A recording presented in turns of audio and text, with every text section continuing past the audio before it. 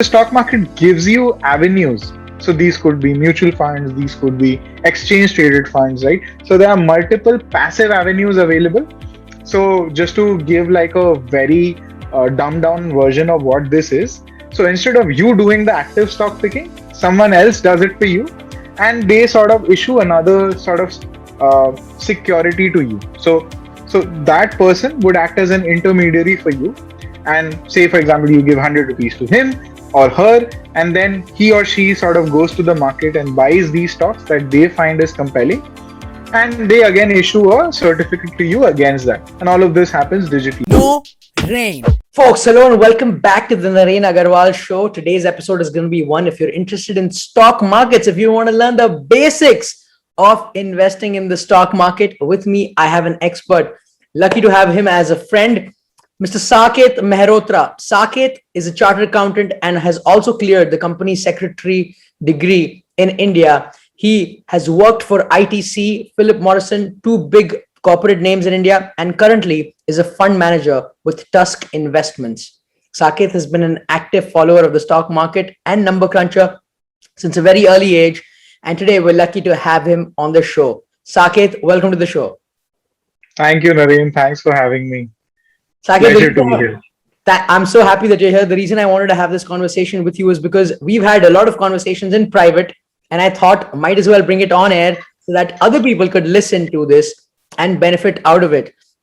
A couple notable things about Saket, guys, is that his articles, he runs his own blog as well, which has been read by over 90,000 people. He has a loyal subscriber base that subscribe to his premium content. Having said that, a couple of his blogs went viral, where one of the most famous investing sites, investing.com, picked up his blogs on companies like Britannia or some other companies that I don't want to name, where he did a tough forensic investigation on them that caught a lot of attention and eyeballs. If you're more interested, you'll dig deeper and you can find out that. But Saket, so happy to have you. Pleasure to be here, Naren. Let me start off by literally asking Saket, what are shares? What is a stock? Yeah. So, Naren, to understand what exactly is a stock, right, we'll first have to understand what exactly is a company, right? So, say, for example, today you want to, we continue to consume things around us, right? Whether we're doing a Google search or maybe having our coffee at Starbucks. So, say, for example, let's take the example of a company like, say, Colgate, right, which makes toothpaste. So, Colgate as a company would have at some point of time incorporated themselves as an entity. So this is basically more of a legal framework, that instead of, say for example, if today you and I decide to start a company together and we sort of manufacture toothpaste and make it Colgate, so we sort of have a entity made which is called, say, Colgate Limited, and the first thing that we need is money, right? So we would want to raise money from people. So in order to raise that money, we have multiple options. You can go to, say, a private equity investor. You can go to your friends and family, right? Initially, you would want to do that. So, say, for example, your friends and family say that they will probably contribute, say, 5,000 rupees each. But against that, they need a proof, or say they would need something from you in return, rather than just your name or, just like looking at your face. So they would want a security or an underlying piece of paper against the money that they are giving. So that basically is a share, or earlier it used to be called a share certificate. Over time, like there used to be these physical share certificates. Over time, with digitization, all these got dematerialized. So today you can sort of, don't need to physically own these pieces of paper, but these are all digitally owned through a very sort of advanced digital mechanism. So simply put, whenever you're, say for example, investing in a particular company or putting money behind, say, a particular stock, you're given a share against that. So share slash stock a lot of times are used interchangeably. So if I were to get a little more technical, so say for example, if you have 10 shares, that becomes a stock, right? So that's like a more of, say, a singular plural kind of a thing. So typically it's like against your money, you get a certificate, and that certificate is a share. So that promises you, or that sort of guarantees you, or gives you some sense of credibility that you own a piece of this business, And that depends on how much money you put and how many shares you get. Awesome. What a simple explanation. I love that. So a company is a third party entity, and then you can pay some money and get a share, a piece of that pie in return. And that's what a share or a stock is. Sakib, if it is a company that you're investing in, you're buying in the stock market, it's often seen as gambling, right? A lot of people see stocks as gambling. I would say a large majority who don't know much, who are not much deep into it like you, they see it as a casino almost, right? A live casino where you're allowed to put in your money, make money, and come out. What's your opinion on that? And how would you encourage people to look at shares? Yeah, so that's a very valid as well as an interesting thought, Naren. A lot of people still feel it's like the biggest gambling sort of network which is available in the world. But let's sort of rewind a little bit here, right? Typically, what happens is when you look at asset classes that you want to invest in as an investor. So let's take the example of say India right now, right? So in India, if today you have the first concept before we look at investments and before we look at stocks, let's understand the concept of expenses and your income, right? So Mhm. typically, as an individual or as someone who's just maybe come out of college, maybe you've done an internship, you've got some money, or maybe you've got some pocket money from your parents, right? So that becomes like your source of income. That is basically from where the money is coming into you. And then you have your expenses, right? So say for example you would spend that money maybe on a Netflix subscription, maybe you go and buy a pair of shoes, so those are your expenses.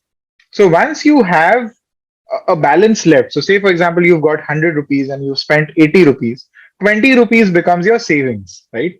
So now the concept of investment comes from savings. So the first and the foremost thing that one needs to sort of think about before investing is, am I saving my money or not? Because if I'm not saving my money, my investments are probably not going to be worth that much, because I will ultimately have to maybe sell those investments to meet my expenses, right? So that's the first sort of basic equation that one needs to keep in their head. Now, when coming back to our example, right? So when I'm talking about this 20 rupees, which is my savings, I can either keep that money to myself and not do anything about it, right? I can just put it under my mattress. That's sort of the first option that I have. The second option is I can go and sort of put it maybe in a bank, maybe in a fixed deposit account, maybe in a savings account, and that gives me a certain rate of interest. So that typically are the two things that comes to anyone's mind. So that while that is important, the other variable which sort of comes into play is something called inflation, right? So today, if you're spending 80 rupees, and say for example you're buying shoes, or you're buying say a glass, say you're buying some groceries, right? After a year, the same basket of goods that you're consuming today may not come to you at 80 rupees. It might cost you a little more than 80 rupees, right? So that is where the concept of inflation comes in. So what happens is, over time and historically, the data points are always available, whether it's India, whether it's the world. Historically, inflation has always sort of gone up in a scenario where countries make progress, we sort of make more money as a country, we prosper, our GDP per capita increases. So inflation is something which is not in your control. It can go up, it can go down. But as an investor or as someone who wants to protect its wealth, it's very important to understand these two concepts. So what happens is, the first and foremost option that I told you, that you put money under your mattress. So next year also the worth of that money is 20 rupees in your head empirically. But if you were to spend that 20 rupees, maybe the purchasing power of that 20 rupees is no longer 20. It's actually a little less than 20, because inflation has come in or inflation has kicked in. So which is why then you look at an option which is say a fixed deposit. So you think that you've probably made 5% or 6% on that money over a period of year. But at the end of the day, again, if inflation is maybe 7%, you've probably ended up losing 1% of your money, right? So that typically is your a baseline understanding of what savings is and what inflation is. Now, typically, uh, when you look at investments, or when you want to sort of take a really long term view, right? Maybe a 10-year or a 15-year view, you would want to look at an asset class that constantly beats inflation, right? which is where stock markets or capital markets sort of come in as a very lucrative tool or as a very preferred mode of investment in order to make sure that over a 10-year or over a 15-year period, you're able to constantly sort of you're constantly able to beat the inflation on a regular basis, and in that process compound your wealth. So typically, when first-time investors come to stock markets, because the prices keep flashing to you Monday to Friday from 9:30 to 3:30, that's in the Indian context, you get a tendency of having a lot of information overload, right? And that is when a lot of human behavioral biases kick in. So you have something called, there are multiple biases, and maybe even in the course of this discussion, the time can fall short. But just to give you some of those biases, so Right. say for example, you buy a stock today at 100 rupees, and maybe after a week it hits 200, right? The first instinct you will have in your mind is I should sell this, right? Because I have made probably 100% on my initial investment, only to realize that maybe after a 10-year period this stock went all the way up to 10,000, right? Or the flip of this is also true. You bought something at 100, maybe after 1 month you see the stock is no longer being traded, so your piece of paper which we discussed initially is now worth zero, right? So which is why, as an investor, for the first and the foremost objective that one should look at when they are approaching stocks and when they are approaching investments is to have a really long term view. That's number one. Number two, you understand what the concept of inflation is, right? And number three, you get your equation right on your income and expenses and savings, right? And then we can sort of look at what are the vehicles available for my investments. So Yeah, so to answer your question, yeah, review. I would just like to review so far because it's really substantial, and I think there's so much value that you've provided already. So if for example somebody took a note, $1 note, put it on their pillow, slept, 100 rupee note, put it under their pillow and slept. After 10 years, maybe that $1, 100 rupee would have bought them two pieces of bread today, but after 10 years, it'll buy them one piece. So literally, guys, if you're just keeping cash, since everything is getting more expensive, you are actually losing out because everything's gotten more expensive while your cash just stayed there. So when Saket said that after you save, you put the cash under the pillow, that stays. But if you put it in the bank, you might try and match as things get expensive. The bank returns might go up as much as and keep you at par with how things have gotten expensive. The rate at which everything gets expensive is inflation, right, Saket? yeah, absolutely. So then you said that there is a whole third avenue where instead of just keeping the cash or keeping it in the bank, there's a third avenue, which is the stock market, where people can come and try and invest in a way that they could beat inflation. They could make money at a higher rate. The saved up money can go in a higher rate than at the rate at which things are going up. The prices of things are going up, right? Yeah. So again, Naren, coming back to this example of stock market, the stock market is just a mechanism, right? It's a marketplace, just like you have Amazon, just like you have Flipkart, right? Where you buy goods and someone sells them. The stock market is exactly that, right? It just happens real time, and you can look at the value of each transaction like in front of your screen that's happening, right? Although, I mean, you can look at it real time, but and there's a lot of data that is available to you. So it's just a mechanism for you to invest in stocks or at the same time become part owners in this business. So let's understand something where I gave you that a little esoteric example of the 100 rupee investment going to 200 and you selling. That is a trader mentality where you sort of enter a stock, you buy something, you see the value going up, and then you sell it, right? That's So casino so mentality, right? exactly, right. You are like, okay, I'm in the money, I've made a decent return, let me just cash in and go back home, right?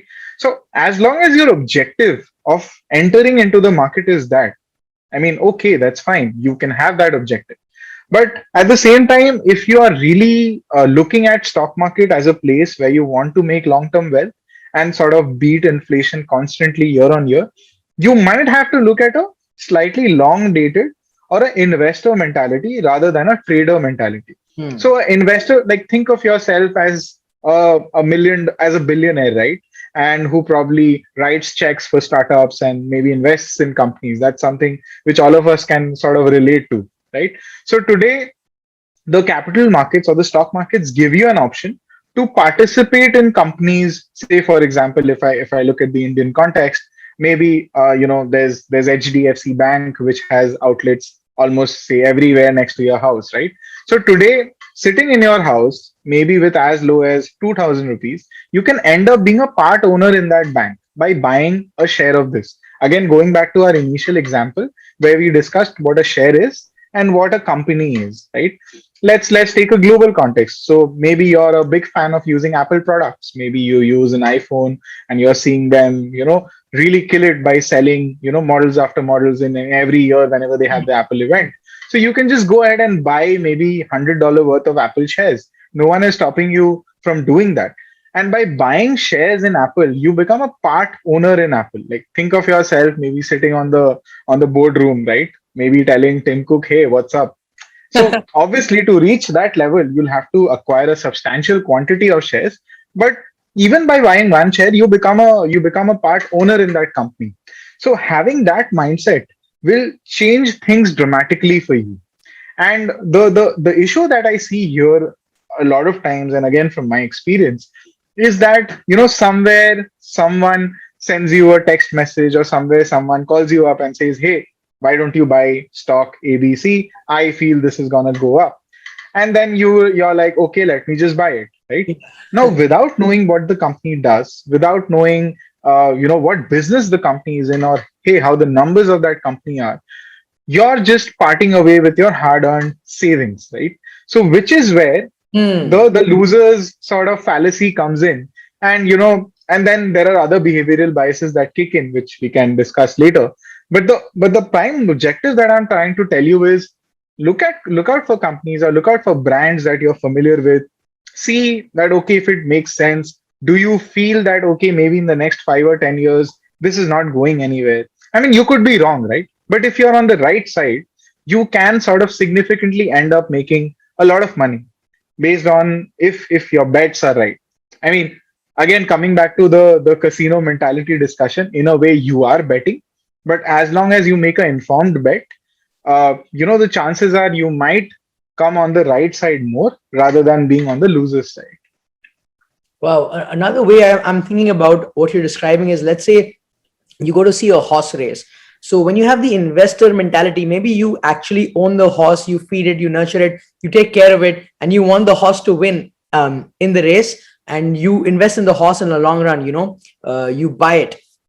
But when you have the trading mindset, you just go on the horse stand, you just think of a lucky number, you put your money in, trying to see if that horse wins without having any context, whether your horse is stable, whether it's competitive, whether it can actually end up winning in the race or not. It's just a stride of luck that somebody else Yeah, told. yeah. So yeah, I mean, that's also a great example, Naren. And even if you find all of this very overwhelming, right? You're like, okay, I don't have the bandwidth, or I don't have the sort of mentality to look at these companies or understand whether they have a competitive advantage or not. The stock, and but somewhere you still feel that, okay, stock market is somewhere where I should have my money invested in. What can I do, right? Which is where you have the concept of passive investing. So again, let me sort of introduce these two Correct. terms. So Correct. what we've been discussing until now, that is more to do with active investing, right? So active investing is when you go and pick up these stocks, which you find are compelling. But again, investing in stocks comes with its risks, and which is very important. As an investor, you cannot eliminate the risk, but you can reduce the risk, right? So, which is why when we say, or when we discuss companies like, say, Apple or HDFC Bank, these are like probably the bluest of the blue bloods of corporate India and corporate the world over.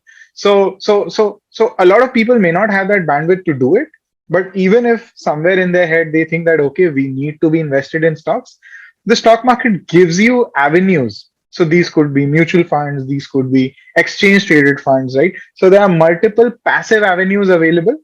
So just to give like a very dumbed down version of what this is. So instead of you doing the active stock picking, someone else does it for you, and they sort of issue another sort of security to you. So that person would act as an intermediary for you. And say, for example, you give 100 rupees to him or her, and then he or she sort of goes to the market and buys these stocks that they find is compelling, and they again issue a certificate to you against that, and all of this happens digitally. So instead of you taking the risk of going and directly buying these companies without knowing whether they will function well or not, you entrust your money to a professional who does it for you. That is all that the concept of a mutual fund or an ETF is, right? And again, ETFs are again a much sort of they are sort of similar in some way, but we'll probably get into the details later. But overall, what I would say is, even if you're very overwhelmed, and even if you think that this probably is not something which I would ideally want to do, you have tools and mechanism available for you to sort of do this. That's awesome. You almost preempted, because I was going to ask you what a mutual fund is, given it's such a popular name in the stock market world. So if I correctly get you, a mutual fund is me giving the money to the fruit seller and saying, hey, you know the fruits better than I do at this point. You just get me the best of the fruits and just get me a basket, rather than me going and picking fruits in the basket for myself, having known that I probably trust the fruit seller more than myself in the knowledge of the quality of fruits. Exactly. That's summed up in a great way, Naren. And the only thing here is, obviously the fruit seller would want to charge, say, a percentage of whatever great fruits he's picked up for Exactly. you. So don't get bogged down by a lot of details that, hey, some of my money is getting lost. But as long as you're getting nutrition on a daily basis by someone who knows how to pick up these good fruits from, say, a basket which could have bad apples as well as good apples, I think you're home. You should not mind, maybe out of that 100 rupees, if 1 or 2 rupees is going to, say, the fruit seller to sort of manage these fruits and vitamins and nutrition for you. You need not worry too much about that. That's awesome. Saket, I want to ask you, what is the importance of saving? Because I think in the modern generation, especially our generation, around the world, I've seen this. Having lived in multiple continents for a given period of time, visited multiple countries, that saving is a value that's getting lost. It used to be there, especially in India one generation ago, maybe in the US 2-3 generations ago. It was almost a value that you must save. Saving was done with pride, but nowadays you got to buy the new stuff. Saving is not really taken care of. You have multiple credit cards. You pay off one credit card, then you pay off the other, pay off the third and the fourth. Where does saving come into play? Because you've mentioned this. And second, you are somebody who notices and focuses on expanding wealth. So where does all that saving play in all this? Yeah, so Naren, that's a great question. And I think saving as a concept, as Indians, we've had sort of I would say, a legacy or a history of being on the conservative side, or, having a high saving rate when we compare ourselves to the rest of the world. So that is one part of what we've seen historically happen. Whether that will happen in the future or not, we might see there are trends that are showing where, where you say the Gen Z or the millennial sort of movement of maybe buying the latest gadget or buying the latest sort of, I don't know, pair of shoes that's coming out. So yes, I mean, indulging is great, because that is, at the end of the day, that is why people earn their money, and they sort of save. But as long as you know that there is a cap, or there is sort of a tap which is not available all the time, or that, okay, if, say, for example, I'm earning $1,000 a year, maybe, okay, $200 is like a reasonable amount that I can spend on maybe buying the latest iPhone, or maybe buying my pair of favorite sneakers, right? So as long as you have that first bucket in your head, and to some extent, again, it's easier said than done, if you're able to sort of stick to that, right? Because having a plan is very important. And I read this somewhere. If you're sort of failing to plan, you're planning to fail, right? That's a So quote by John Wooden, one of the legendary basketball coaches. yeah, Failing yeah. to prepare, preparing to fail. Yeah. Yeah. So it's important for you to sort of have that plan in the first place. I mean, okay, on some years you'll go a little overboard or you'll go a little underboard on that, and which is fine, right? Because at the end of the day, we are all human beings and we have a social fabric to us and we need to have certain commitments here and there.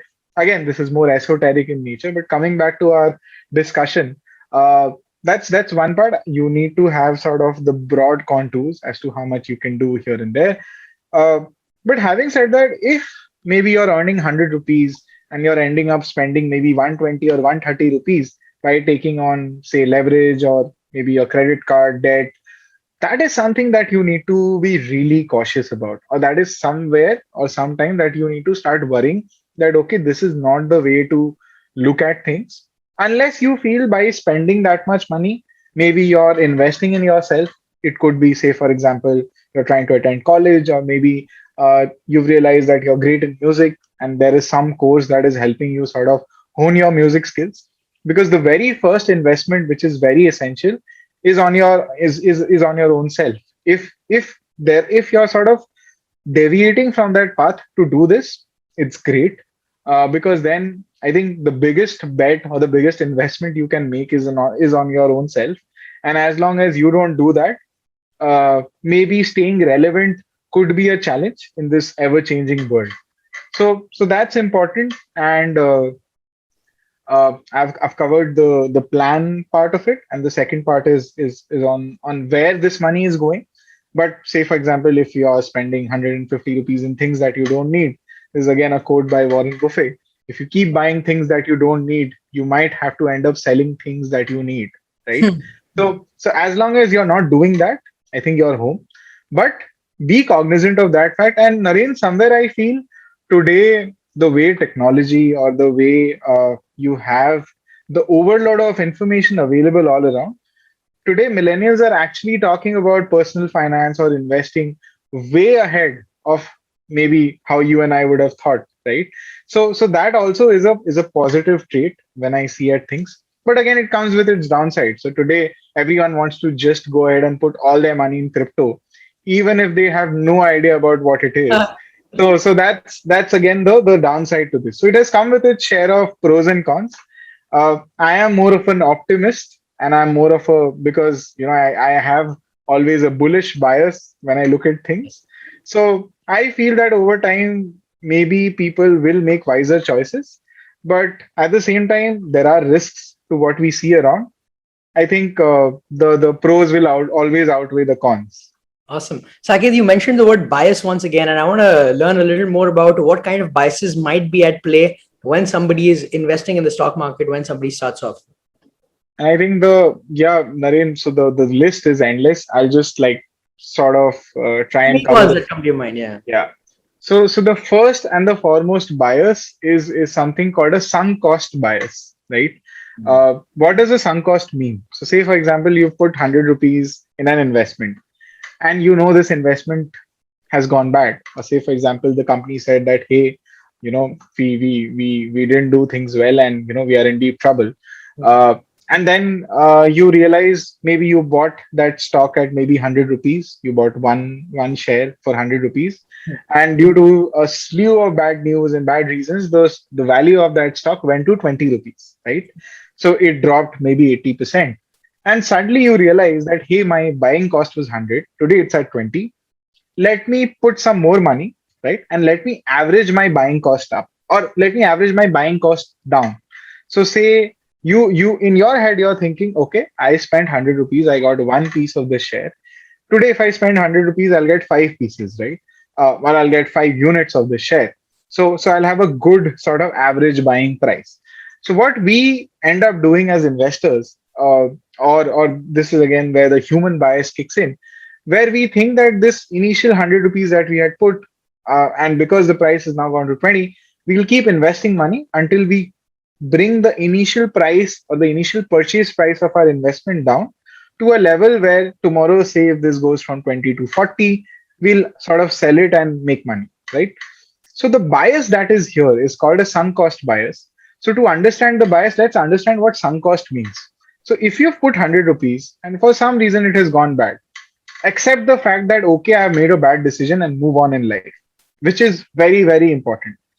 But a lot of times, again, human nature sort of comes into play, and you think that no, hey, I am what I am. Maybe the market is not sort of discounting things that I am seeing, right?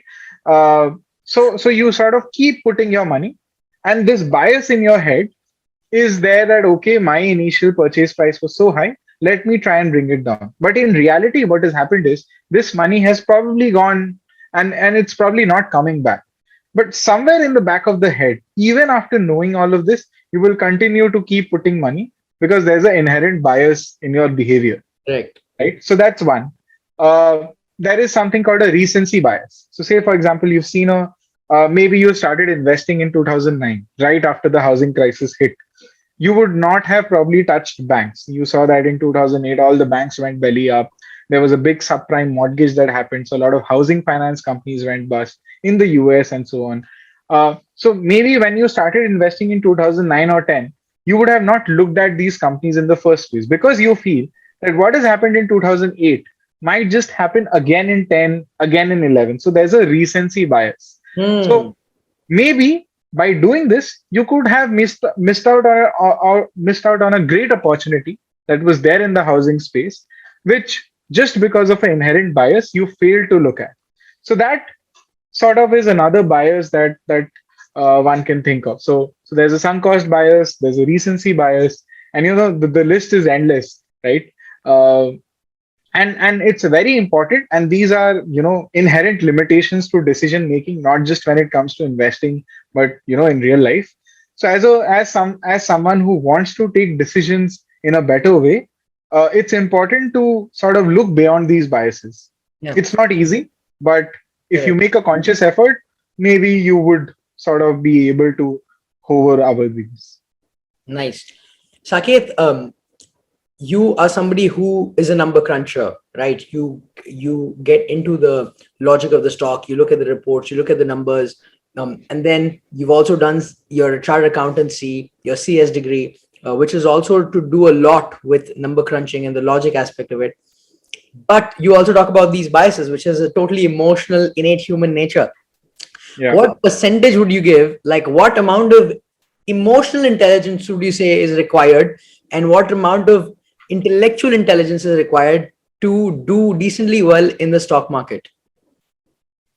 I think that's a great question, and I'll just quote what I heard from Professor Ashwath Damodaran, who's regarded as like uh, he is like regarded as a thought leader in when it comes to valuations and investing. So he had given a very important he had given a very important premise to a talk that he had given, is that when you're looking at stocks, there are two important things that you need to look at. The first is, are you a number cruncher or are you a good storyteller, right? And these two elements sort of work hand in hand. And either you're a number cruncher or you're a storyteller. The benefit lies in the fact, if you know that you're a great number cruncher, you need to work on the fact that how do I understand narratives or how do I understand storytelling. If you're a great storyteller, you need to sort of probably develop some level of skills in understanding how number crunching works. So once you have the best of both worlds, you can make better decisions when it comes to investing. Today, thanks to technology and thanks to like availability of a lot of information that you see on an ongoing basis, being an expert in either of these two things is no longer a challenge. Yes, maybe my CA degree or my sort of experience in working with numbers gives me a certain degree of edge when it comes to say analyzing numbers, but that it is not something which a computer cannot do, or there's not something which a software can't run a few screens and give you the answer to. So so what really becomes important is a how much of, as you said, emotional intelligence you're putting it at play, and whether you're able to relate that with the numbers. So say for example, Naren, recently we were speaking about music streaming, and I'd written a Twitter thread on it. So just to sort of relate numbers, right? So when I look at say the Indian market, I see the total market, the total music industry in India is worth around 1,300 crores. That's not even $200 million, right? But when I look at the global music industry, that industry is worth $20 billion, right? So today, if I were to just do a rough math, we're not even 1% of what the global music industry is. Now, the global music industry has a bigger share of pie that's coming from streaming. But yet, in that streaming pie of the global business, the share would probably be around 50 to 60%. But in India, this 1300 crore market size that we're talking about, 85% of it is coming from streaming. So we might be miles behind where the global market is, but in terms of the trends, we are spot on. So once you're able to sort of relate these narratives, so the first part to the discussion that we just had is how well are you able to look at numbers, how well you are able to relate numbers from, say, maybe looking at it from a global perspective, looking at it from a country perspective, and then probably going down to a particular company. So that's called a top-down approach, right? And the second part comes whether you're able to catch on onto these narratives. Maybe someone who's of my dad's age, he would probably not understand how streaming works in the first place unless someone explains it to him that, hey, this is what's happening. Because in his head, he would still want to look at a CD or a cassette, or maybe someone who's sent him something on his phone, right? Or maybe YouTube. But how the economics behind that work is important for one to understand, to sort of really look at it in terms of when it comes to putting an investment through in, say, a particular company or sort of in the space. Nice, Saket. So what percentage would you give to EQ and IQ if I would ask you for a percentage? I think, Naren, it's 50-50. 50-50. So that's still a big number for EQ, because everyone thinks stock market, if you're just very intellectually smart, you can make it. But I guess it doesn't always work like that, as history has shown, right? Exactly. In fact, there have been some great investors who've actually done nothing and just like saw some trend happening somewhere. And I read this in a book by Peter Lynch, who was also a legendary Wall Street investor, is that he discovered Body Shop. He didn't even know what Body Shop does, but he discovered Body Shop when his wife used to go with him to the mall and sort of buy these cosmetics from that store. That is how he got to understand what Body Shop does. Maybe Wall Street would be too late in understanding what Body Shop does. Maybe as a retail individual investor, you can get onto that trend way earlier than, say, when the big guys have got in, right? So that is what he talks about in the book as a message as well, that sometimes the innocence or the candidness of the individual retail investor can go a long way, where, say, someone like, say, an institutional guy or someone who does it professionally is too bogged down with models and numbers and narratives that he may not look at what's actually happening, right? And he actually started off that book, and I just want to quote this example, is where he just went to a bunch of school kids and told them that, why don't you give us names of 10 companies that you like, right? And we'll sort of build a portfolio around these 10 companies, right? And these kids, they just quoted names of companies that were around them. So, say, they talked about Nike, they talked about McDonald's, they talked about Coke, they talked about Mattel, which is making Hot Wheels, right? And he created a basket of these 10 companies which were listed, and that basket of 10 companies had actually beaten the best performing fund on Wall Street that year, right? So, I Wow. mean, those kids don't know like what a P&L or what a balance sheet is. They just talked about companies that they look around themselves and they are surrounded by. And just imagine, and he did this statistical exercise to sort of drive home the point, is that even if you don't understand all of this, or all of this is too complicated for you to get in, although it's always advisable you try and get some overhang or some understanding about what's really at play. And then so his point was, even like these kids, despite not knowing anything, ended up beating the best performing fund on Wall Street that year. That's insane. That's too amazing a story, sometimes we get so much in the books that we forget the streets. This is about seeing what happens on the street. That's awesome. Exactly. Saket, if someone were to start investing, what's the easiest way to get into it? Do they go through a broker? Do they go through these modern apps that have come up? And could you name some apps? I know in the US, Robinhood is very good for retail investors who want to start getting into it. What would you recommend for people, maybe now in India? Yeah. So, Naren, as you rightly said, in US, Robinhood is quite great. In fact, I still speak to a few of my friends who started investing and they've been using this app, and I heard the UI is quite user friendly. In India, if you have a bank account with, say, maybe a bank like HDFC Bank or maybe Kotak, so all of these banks have an integrated sort of demat account offering.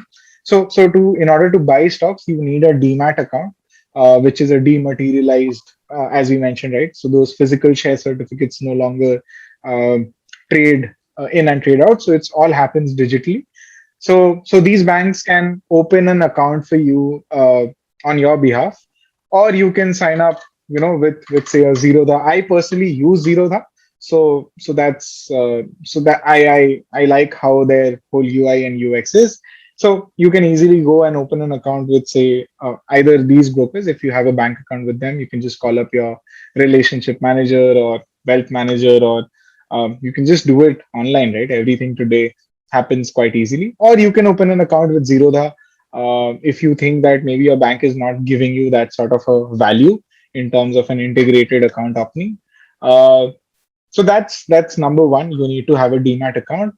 Number two, my only sort of suggestion slash advice would be, do not directly go into investing stocks, because even like the best of the best stocks can cause, you might not know when things hit south unless you are particularly sure and you know what you're getting into.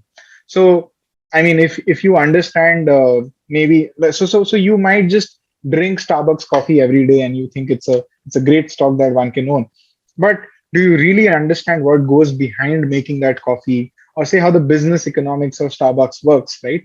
So unless you don't have an understanding of that, I would strongly advise not to initially look at it at, a pure play, getting into individual stocks. So maybe start off with a mutual fund, or maybe with an ETF, which wherein some of this risk is cut right at the bud, because you have a professional manager who's sort of taking care and ensuring that the risks are minimized and your best interests are kept in mind. So again, your example of the fruit seller, rather than directly going and plucking fruits from the tree, right? So that's number one, the demat account. Number two is do this, and I think have a systematic plan in place. So a lot of you might be in jobs, a lot of you might be having a regular source of income. So for those people, automate your whole process. If say you're earning 1,000 rupees a month, uh, think of it as you're earning maybe 800 rupees a month, or maybe 900 rupees a month, right? So just don't think you're earning that much, just think you're earning a little less, and let that money automatically get debited from your account into these funds every month whenever your salary hits. So this is something called a SIP, which is called a systematic investment plan, wherein every month a particular sum of your income goes into these investments. And over time, what happens is, whether the markets have gone up 10% or whether the markets have tanked 30%, over time, this sort of ends up in giving you a good accumulation of capital or accumulation of units that ensures that you need not time the market, because timing the market is a very futile exercise. No one knows when the market is stopping, no one knows when the market is bottoming out. Some people might get it right, some people might get it wrong. There is a 90% chance you won't, right? Even the best of the best fund managers in the world have never been able to time the market well. So so that sort of could be a good starter for you to get into this. Yes, be a little, try and be a little aware of what are the things that are happening around you. As I said, right, there could be trends that you can spot on, but maybe Wall Street hasn't spotted on yet, and maybe get on those trends early. But be very sure before you take these stock specific bets, rather than getting your regular money invested through passive vehicles, which could be a mutual fund or an ETF. Nice. Thank you, Saket. And I was wondering also, would you recommend for people to go and do this exercise on the virtual platform? Let's say they don't have access to money right now, they just want to practice. There are these platforms that allow you to play with fake money, right? So you could actually model the stock market, but this would be virtual and fake money that you could use on the platform just to test your grounds and see how you're doing. Do you recommend something like that? Frankly, no, Naren. In fact, because when it comes to your real money, right, the accountability that you will have in tracking those investments will be way higher Yeah. than it comes to maybe fake money. I Right. still remember in first year of college, there was news that Jet Airways in India was being taken. No, Etihad was investing in Jet Airways in India, and this was back in 2011 or 2012, and I had bought one share of Jet Airways. But the fact that this news was going on, it actually enticed me, or it made me so excited the whole time that I was just keep on checking how is that one share of mine doing, right? Uh-huh. So the moment you have real money involved, somewhere your emotions get removed, and you will start acting or thinking a little rationally when you're seeing the money sort of move up and down over time. I mean the idea still remains, you don't look at the screen all the time, but in order to get that framework, or in order to get the whole I would say process, you have to start off with real money. I mean, even as a student, even if you have 100 rupees, right, you can start you can start a SIP with as low as 100 rupees. So today the market gives you the opportunity to do that. And with the plethora of information that's available, and with thanks to UPI and the digital ease that you have, it's no longer a big hassle for you to sort of get into it. So okay, I mean these platforms are great, but I think they are only meant for a great source of entertainment. But if you really have to understand this, you have to put real money to work. Don't start off with putting everything. Start off with maybe 100 rupees. Maybe this could go to 1,000. Maybe you start with $10, right? No one's telling you to go ahead and put your $10,000 or bet the whole house. But starting off with a very small amount of money will give you some sense of understanding. Even if you make mistakes, the chances of you losing out would be very low. Nice. Saket, last question I have for you today, and it's going to be a tough one.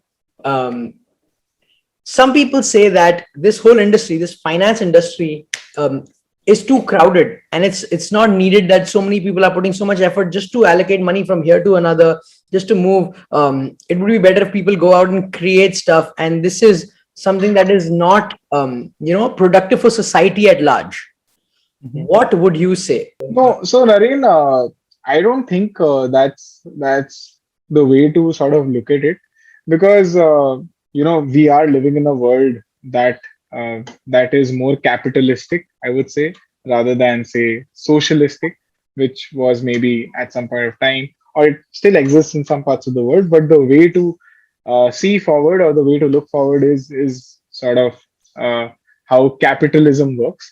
So the stock market, or the whole financial services space, is just a mechanism to further that goal, right?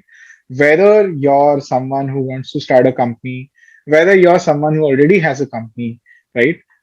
Whether you need to raise money to sort of scale up. If you're an existing company, you need to maybe raise money to maybe start a new plant.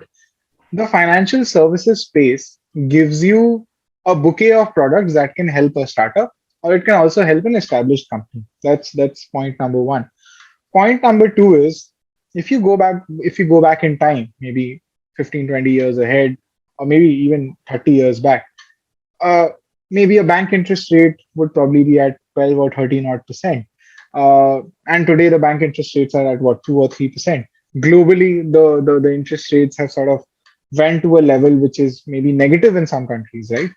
So globally, what has happened, and even in the US, governments have realized that they can't take the risk of pension, or maybe they can't take the risk of your retirement accounts on their balance sheet, right? So even the government has a balance sheet that needs to be taken care of and needs to be managed well. So what has happened is the risk has been decentralized. So instead of say the governments owning those risks, or say a certain financial institution owning a risk, the risk is today fairly in a system where it has been decentralized to a very sort of large extent. Now, what do I mean by saying this? So today, for example, in India, you have the National Pension Scheme, which is the NPS, which takes care of your pension if you are investing your money after you retire. So even in NPS, a big part of their exposure is going into equities, right? Which is where the NPS also is ensuring that your long-term interests are taken. In fact, what could, or if you let's look at it from a worldview where you have sovereign wealth funds. So there could be a Canadian pension fund, there could be a Norwegian student fund, right? Norwegian teachers fund, right? So these companies today or these funds today are looking at avenues where they can invest for the long term. So they are coming in to countries like India and maybe investing in our markets. So somewhere, and imagine these guys, for them, protecting their investor interests is paramount because let's face it, you're talking about someone's pension here, right? So when these sort of funds or these, I would say, avenues are investing in equities, right? And they know that this money is not going anywhere for the next 20 years. So these long dated funds are looking at equities. I think that can give you some sort of I would say validation, at the same time some sort of understanding into the fact that globally people have moved the risk away from the system, and that risk somewhere is decentralized among people. That's my sort of moot point. But having said that, it's not that these objectives are not needed or the whole financial service is not needed. In fact, a lot of innovation also comes in from here. So today, if you're able to maybe buy groceries or by say the click of your button, somewhere a financial intermediary is acting there as well using technology, right? Hmm. So ultimately, I would say, and there's still a large proportion of people, not just in India but in the world, that are still unbanked. So there are still people who probably don't have a bank account, who are not in the financial system. So getting access to capital for them becomes difficult. So which is where the services or the financial services industry works as an intermediary to sort of ensure that everyone gets into the system and everyone has better access to capital. So if you're someone who's doing well, and if you can sort of raise capital and you can continue to do well, it's not a zero sum game, right? It's a positive sum game. So wherein it's not that if you're winning someone else is losing. This is a scenario where everyone can win, right? So that's very important, I would say, to sort of sum things up. Awesome. Saket, what a wonderful conversation. I'm so happy that we spoke about the ifs and hows and buts of the stock market, but we also covered like human emotion and intelligence and EQ. Awesome. Anything you want to say at the end? So, Naren, I also had a great conversation, and I was able to. I'm happy that I was able to sort of bring the whole range. I hope I've done justice to you and your listeners' time, and I hope they find this to be valuable. And just keep doing it. And thanks a lot for having me. Thanks for coming to the show, brother. So happy to have you. Cheers, man.